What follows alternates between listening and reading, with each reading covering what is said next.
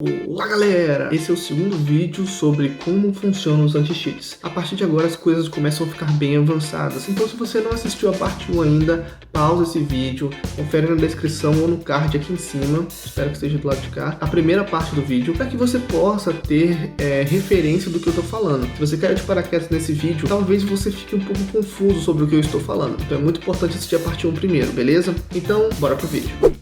Então vamos continuar. No último vídeo, você viu quais são os 3 principais tipos de anti-cheat e quais são as suas desvantagens. Agora, vamos entrar em terras desconhecidas. E para evitar o mimimi dizendo que eu estou ensinando a burlar anti-cheats, lembre-se que todos eles funcionam de forma diferente. Os métodos de detecção são parecidos, mas todo programa anti-cheat é implementado de forma única. Ou seja, dificilmente um hack que funciona na ESEA sem ser detectado vai funcionar em outros anti-cheats. Também não vou me aprofundar em nenhum anti-cheat específico, para não ser injusto e fazer você pensar que um é pior que o outro.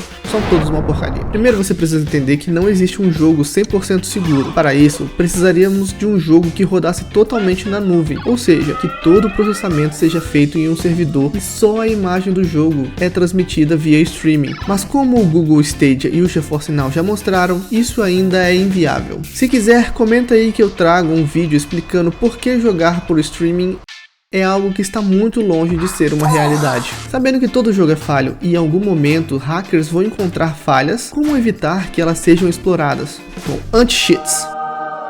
Vamos a uma explicação mais técnica agora, beleza? Então já pega aí a sua pipoca. Então se liga aí que é hora da revisão. Toda vez que você inicia o seu jogo, o seu sistema operacional vai até o seu HD e descarrega uma sequência de informações para a sua memória RAM. Essas informações são imagens, vídeos, configurações e o código-fonte do jogo, que são necessários para aparecer coisas na sua tela. Então, toda vez que você ouve alguém dizer ou ler em algum lugar que o jogo precisa de 8 GB para rodar no seu computador, significa que existe entre 4 e 6 GB de dados que tem que ser transferidos do seu HD para sua memória toda vez que você iniciar o jogo. Ué, se pede 8 GB, por que entre 4 e 6? Isso é uma margem de segurança. Seu sistema operacional geralmente consome entre 1 e 2 GB para manter ele funcionando. Significa que se o jogo precisasse de exatos 8 GB, você teria que ter pelo menos 10 para garantir que você pudesse jogar. Quando o jogo é iniciado, essas informações todas vão para a memória RAM do computador, ou seja, tudo relacionado ao jogo está exposto a sofrer alterações de outros processos, como os tão temidos cheats. A memória do computador, infelizmente, é algo que é para ser rápida, então ela precisa ser volátil. Sendo assim, não dá para ficar fazendo verificações antes de alterá-la, porque isso atrasaria muito o processador de fazer o seu trabalho. Imagine se você fosse um corredor e a cada volta no estádio, alguém te parasse para conferir a sua identidade. Toda a velocidade que você já acumulou para sair da inércia foi pro saco, e você precisa ter que acelerar tudo de novo para poder dar outra volta. A mesma coisa acontece com o computador, é melhor fazer perguntas depois. Anti-cheats funcionam como antivírus.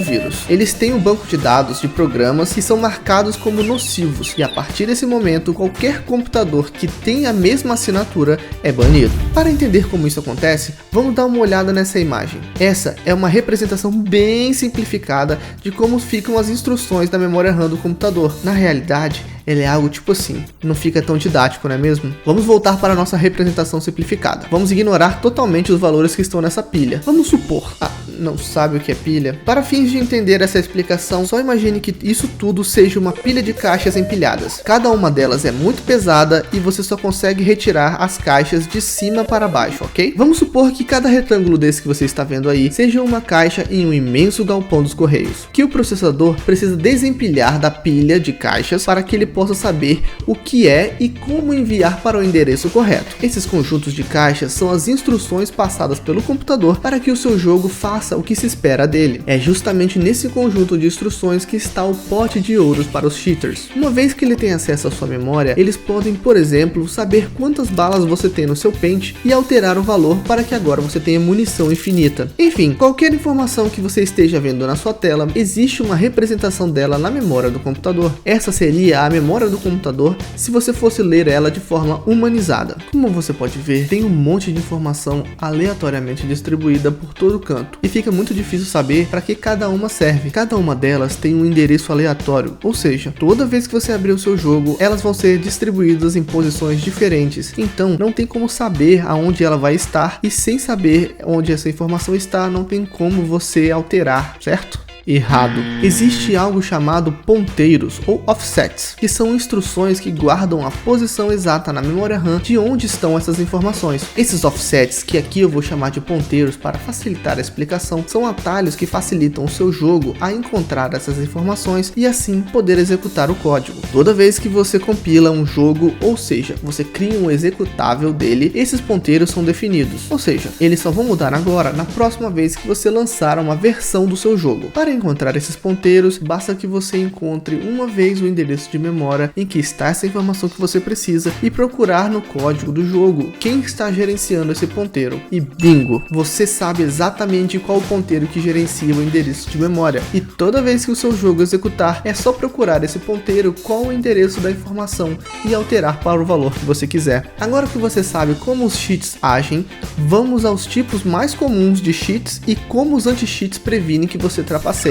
O primeiro é o Trainier. Esse é o tipo de cheat mais básico que existe. Ele consiste basicamente em alterar os valores em endereços de memória, ache valores diferentes do que realmente são. Esses cheats geralmente só servem para jogos single player, já que a maioria dos jogos multiplayer que você tentar alterar uma informação local, o servidor vai sempre preservar a informação que ele tem, assim sobrescrevendo a alteração que você fez. Um exemplo de Trainier é o Cheat Engine, muito utilizado por engenheiros para fazer engenharia reversa em aplicações. Mas como que o anti-cheat vai evitar esses caras? A maioria dos jogos online fazem verificações dos valores que estão no computador do jogador, com as informações do servidor. Assim, caso a informação do servidor seja diferente do que tem no computador do jogador, o servidor força o jogador a atualizar suas informações, sobrescrevendo as atualizações feitas pelo cheat. Geralmente, quando você encontra um jogador imortal na sua partida, é porque o jogo não foi tão bem configurado e o hacker encontrou uma forma de burlar essa parte de atualização feita pelo servidor. Outro tipo de hacker muito comum no cenário do FPS é o ESP, acrônimo para Extrasensory Perception, percepção extrasensorial, ou wallhack para os mais chegados. Esse tipo de cheat é o mais comum em jogos de tiro, pois eles se baseiam no fato dos servidores de jogos informarem para os jogadores posições de todos os jogadores na partida, mesmo que você não esteja vendo. Aí você se pergunta, por que diabos o servidor faz isso? Isso acontece porque o servidor geralmente não sabe aonde estão as estruturas do jogo, ou seja, para o servidor não faz diferença onde você está no mapa, porque jogos como Counter-Strike são feitos para renderizar só os jogadores que estão no seu campo de visão. Mas caso o servidor esteja te enviando a informação do jogador, é fácil para um hacker simplesmente desenhar um quadrado nessa posição. Assim, o safado trapaceiro consegue ver o jogador mesmo que ele não esteja sendo renderizado pelo seu computador. E como o cheat evita esse tipo de hack? Isso é bem complicado de evitar. Na maioria dos casos, o wallhack funciona de uma forma que só dá para detectar caso o anti-cheat tenha uma ferramenta para capturar a tela do usuário enquanto ele joga, o famoso screenshot. Mas existem ESPs que são mais sofisticados, que aplicam uma camada em cima da renderização, também chamado de External Wallhack, ou seja, mesmo que você tire um screenshot ou faça stream, ninguém vai ver o wallhack, só quem está de fato olhando para o monitor. Existem formas de copiar a saída que está sendo gerada para o seu monitor, mas isso requer um trabalho difícil, porque na maioria das vezes é preciso duplicar o sinal HDMI para enviar os dados que serão processados mais tarde no servidor anti-cheat. Em casos de jogos como Valorant, o servidor somente informa aos jogadores que estão em uma distância específica do jogador. Assim, os hackers só conseguem saber da presença de inimigos que estão numa distância limitada. Para resolver definitivamente isso, o jogo precisaria que todo o processamento de posição fosse executado nos servidores. Assim, só quando o servidor entender que você precisa ver o outro personagem, você vai saber da existência dele. Claro que isso não é viável, porque aumentaria muito o custo de se manter um jogo. E para finalizar, temos o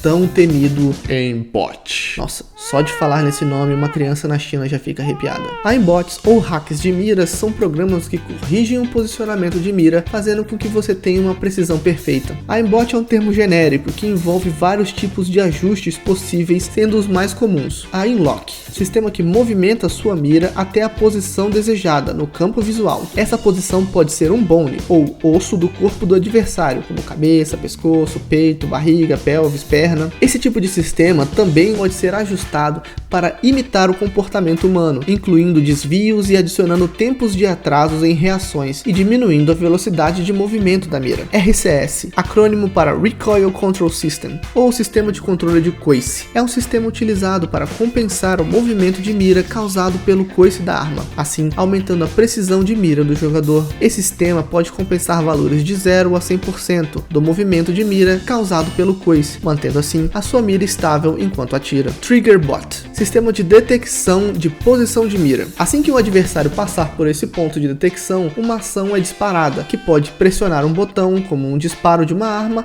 ou outra ação pré-definida. Como evitar aimbots? Como o anti-cheat evita aimbots? Infelizmente, é o mais difícil de ser detectado, uma vez que o computador não precisa de nenhuma informação do jogo para ajustar a mira, sendo capaz de, só com as informações que já estão presentes no jogo, fazer todo o trabalho sujo. Assim, sobrando para o anti-cheat somente verificar se programas que estão rodando estejam em sua base de dados de cheats conhecidos. Acredite se quiser, geralmente as empresas de anti-cheats compram esses cheats e fazem uma engenharia reversa de como eles funcionam para descobrir como detectá-los, fazendo as tão famosas ban waves. Mas isso nem sempre é tão fácil. Existem técnicas utilizadas pelos cheaters para garantir que nenhum hack seja igual, tornando ainda mais difícil o trabalho do anti-cheat de detectar o trapaceiro. Mas isso falaremos mais no vídeo sobre como os cheats funcionam.